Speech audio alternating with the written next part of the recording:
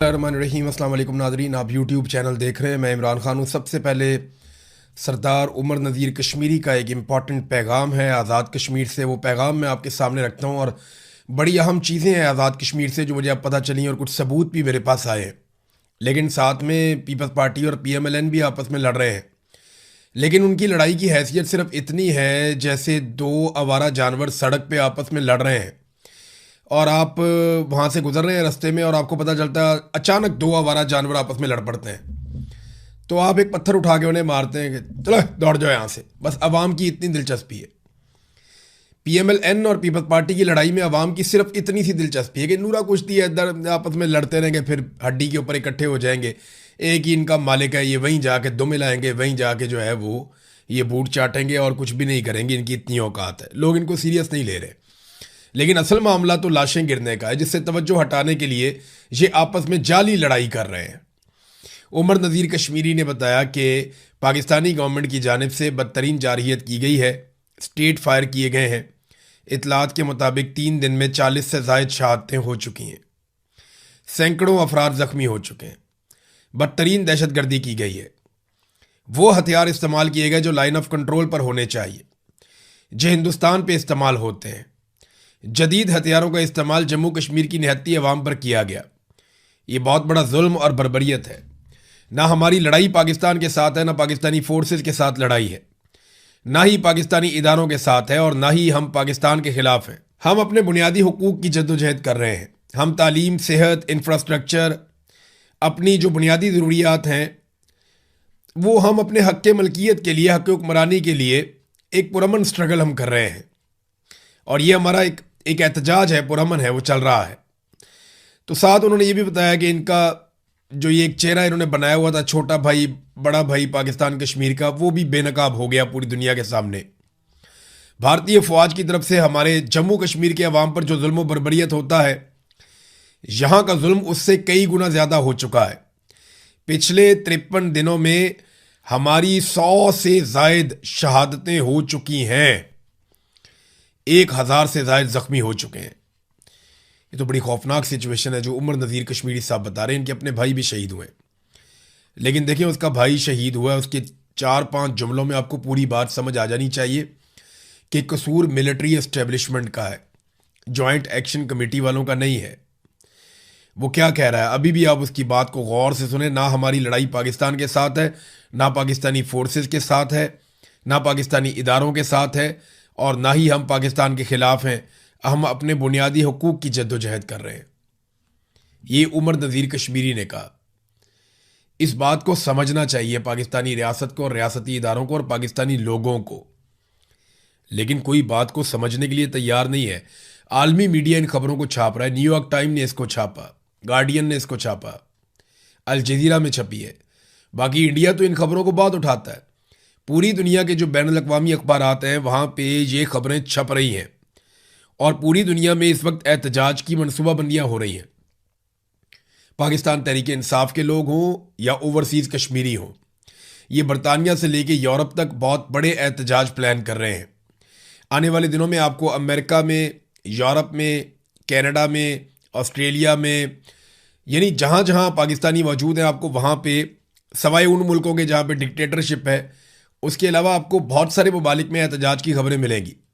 Germany में एक बड़ा एहतजाज प्लान किया गया है। इसी तरह एक एहतजाज की प्लानिंग मैं सुन रहा था कि स्पेन में की गई है, इटली में एहतजाज की तैयारियां हैं। तो हर जगह पे ये अगस्त के महीने में आपको बहुत ज़्यादा एहतजाज सुनने और देखने को मिलेगा।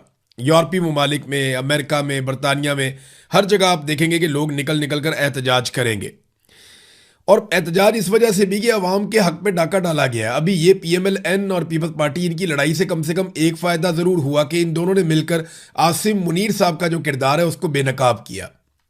पीपल्स पार्टी बताती है कि किस तरीके से आसिम मुनीर साहब ने पाकिस्तान तहरीक इंसाफ का जीता हुआ इलेक्शन कमीशन को हुक्म दे के चोरी करवाया और वो PMLN की झोली में डाल दिया। इसी तरह PMLN भी बताती है कि किस तरीके से पीपल्स पार्टी ने आसिम मुनीर साहब के साथ मिलकर PTI का मैंडेट चोरी किया। एक्चुअली तो मैंडेट इन सारों ने पाकिस्तान तहरीक इंसाफ का चोरी किया है। अभी जमात इस्लामी ने बताया कि किस तरीके से एस्टेब्लिशमेंट ने कराची की 22 सीटों को 2 जमातों में बांट दिया। एमक्यूएम में और पीपल्स पार्टी में, यानी 15 सीटें दे दी एमक्यूएम को और 7 सीटें दे दी पीपल्स पार्टी को। पीपल्स पार्टी एक भी सीट नहीं जीत सकती, ये सब जानते हैं। एमक्यूएम की भी अल्ताफ हुसैन के बाद कोई हालत नहीं है, ये भी सब जानते हैं। पीटीआई की सीटें थी, उनसे छीन ली गई। लेकिन अच्छी बात यह है कि पीपल्स पार्टी और पीएमएल-एन की लड़ाई में इन दोनों ने मिलकर फील्ड मार्शल साहब का जो किरदार था सियासी, उसे बड़े पैमाने पर बेनकाब किया है। और इन दोनों ने बताया कि किस तरीके से फील्ड मार्शल ने इन दोनों की मदद की है। यानी पीपल्स पार्टी पीएमएल-एन के पोल खोल रही है, पीएमएल-एन पीपल्स पार्टी के पोल खोल रही है। और ये वो इसलिए कर रहे हैं ताकि जो लाशें गिर रही हैं आज़ाद कश्मीर में, उनके ऊपर पर्दा डाला जा सके। अब 100 के करीब लाशें गिर गई हैं बकौल उमर नज़ीर कश्मीरी साहब के। सेनेटर मुश्ताक जो है वो दस्तूर लापता है। वो एहतजाज करने के लिए कश्मीर जाना चाहते थे, उन्हें नहीं जाने दिया। उन्होंने वहीं पे खड़े होकर नाके के पास एहतजाज किया, वापस जा रहे थे, उनको अगवा कर लिया गया। अब जब मैं ये वीडियो कर रहा हूँ तो अब तक हमें नहीं पता कि साबिक सेनेटर मुश्ताक साहब कहाँ हैं। वो हमेशा ह्यूमन राइट्स के लिए आवाज़ उठाते हैं, कमज़ोर तबकात के लिए बोलते हैं। हमेशा उन्होंने कश्मीर के लिए और फ़लस्तीनियों के लिए आवाज़ उठाई। 2 मरतबा इसराइल ने भी उन्हें गिरफ़्तार किया, बाकायदा वो उनकी हिरासत में रहे, उनके तशद्दुद का सामना किया। लेकिन आप देखें कि सेनेटर मुश्ताक, उन्हें भी अगवा कर लिया गया है। ये है नाज़रीन सूरत हाल। तो अगस्त में बहुत सारे एहतजाज होंगे, वो आप देखेंगे। एक और चीज़ नाज़रीन, फॉल्स फ्लैग ऑपरेशंस, कुछ वीडियोज़ ऐसी आई हमारे पास जहाँ पे नकाब पोश लोग गाड़ियाँ तोड़ रहे हैं आज़ाद कश्मीर में। नकाब पोश लोग सादा कपड़ों में फायरिंग कर रहे हैं आज़ाद कश्मीर में। लेकिन क्योंकि जो आज़ाद कश्मीर के नौजवान हैं उन्हें एक बात समझ आ गई है कि आपने वीडियो बनानी है एंड तक और सबूत इकट्ठे करने हैं। तो ये नकाब पोश लोग जब फायरिंग वायरिंग करते हैं और उनकी वीडियो बनाई जाती है ताकि बाद में ये कहा जा सके कि ये देखें आज़ाद कश्मीर के लोग फायरिंग कर रहे हैं, तो जो कश्मीरी नौजवान हैं वो इनकी वीडियो बनाते रहते हैं, हत्ता कि ये सिक्योरिटी फोर्सेस के पास जाके खड़े हो जाते हैं। यानी किसी जगह पे नकाब पोश अफराद आते हैं, वो आकर फायरिंग करते हैं और उसके बाद वही वाले नकाब पोश अफराद जो है वो सिक्योरिटी फोर्सेस के साथ खड़े हुए गप्पे लगाते हुए भी दिखाई दे देते हैं, या उनके साथ आते हुए और जाते हुए भी दिखाई देते हैं। तो ये आज़ाद कश्मीर के नौजवान जान पर खेल के एक एक वीडियो बना के सबूत इकट्ठे कर रहे हैं ताकि फॉल्स फ्लैग ऑपरेशन उनके खाते ना डाला जा सके। अभी कुछ साबिक फौजी अफसरान हैं, उनके अकाउंटों से आर्टिफिशियल इंटेलिजेंस की वीडियोस शेयर की गई हैं। एक वीडियो में दिखाया गया कि कश्मीरी खड़ा है, वो फायरिंग कर रहा है और बाकी आसपास के लोग बिल्कुल इररेलेवेंट हैं उस फायरिंग से, बल्कि उसके पास से एक मोटरसाइकिल वाला 2 लोग गुजरते हैं, वो उसी तरफ जा रहे हैं जिस तरफ को वो गोलियां चला रहा है और वो जा रहे हैं उधर को। यानी लोगों को ये बेवकूफ़ समझते हैं। आर्टिफिशियल इंटेलिजेंस की वीडियोस फायरिंग की रिटायर फौजी लगा रहे हैं। अभी तुमने सारी ज़िंदगी बंदूक के साथ गुजारी है, कम से कम तुम्हें तो इतना पता होना चाहिए कि ये जाली वीडियो बनी हुई है, इस तरह के माहौल में ऐसे फायरिंग होती ही नहीं है और ये वीडियो जाली बनी हुई है और वो आदमी उसी से मत जा रहे हैं, लोग वहीं से गुजर रहे हैं जहां वो गोलियां चला रहे हैं, लोगों को लगी नहीं। ये बहुत अजीब सूरत हाल है। प्रोपेगेंडे का एक दौर है और सब मिलकर प्रोपेगेंडा कर रहे हैं और ये साबित करने में लगे हैं कि जिन कश्मीरियों को हमने हमेशा अपनी शारक कहा और उन्हें अपने दिल के करीब रखा, आज वो सारे गद्दार हो चुके हैं। माजी में ना इन्होंने, अब मैं क्या बार बार आपको बताऊं, इन्होंने सबको ही गद्दार करार दिया है। सबसे पहले कायदे आज़म को लापता करके पहुंचा दिया ज़ियारत में, ना कायदे आज़म से पहले ना कायदे आज़म के बाद। आज तक किसी को भी डॉक्टर ने ज़ियारत में नहीं भेजा, अकेला कायदे आज़म है जिसको ज़ियारत में भेजा था। टीबी होगी, इनका इलाज वहाँ पे होगा। भाई उनको इतनी हाइट पे आपने भिजवा दिया जहाँ पे वैसे ही सांस लेने में दुश्वारी होती है। तो ये एक्चुअली कायदे आज़म की अबडक्शन हुई थी, उन्हें जबरी तौर पर लापता किया गया था। ये दावा किया जावेद हाशमी साहब ने और उन्होंने बड़ी अच्छे दलाइल भी दिए अपने दावे के हक़ में। फातिमा जिन्ना भी गद्दार, लियाकत अली खान भी गद्दार, जुल्फ़िकार अली भुट्टो भी गद्दार, शेख मुजीब भी गद्दार, फिर उसके बाद जनाब जितने सियासतदान आए, बेनज़ीर भी गद्दार, नवाज शरीफ भी गद्दार, इमरान खान भी गद्दार और अब्दुल गफ़ार भी गद्दार, फिर जो आपका ANP है ये भी गद्दार है, MQM भी गद्दार है।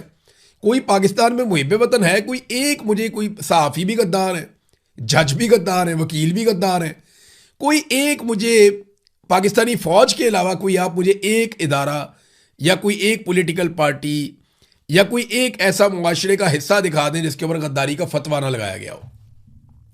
बाकी सारे ही गद्दार हैं। बस पाकिस्तान के जो मिलिट्री जनरल्स हैं जो रिटायरमेंट के बाद फौरी तौर पे बैरून मुल्क अपने कारोबार सेट करते हैं, सिर्फ वो गद्दार नहीं है। वो मिलिट्री जनरल जिनके बच्चे बैरून मुल्क पढ़ते हैं और बहुत ज़्यादा पैसा वहाँ पे वो खर्च करते हैं अपने बच्चों को पढ़ाने के लिए, जो उनकी तनख्वाहों से बहुत दूर की और ऊपर की बात है, लेकिन इसके बावजूद वो गद्दार नहीं है। जजीरे खरीदने वाले भी गद्दार नहीं है। बहुत बड़ी बड़ी फूड चेन्स बना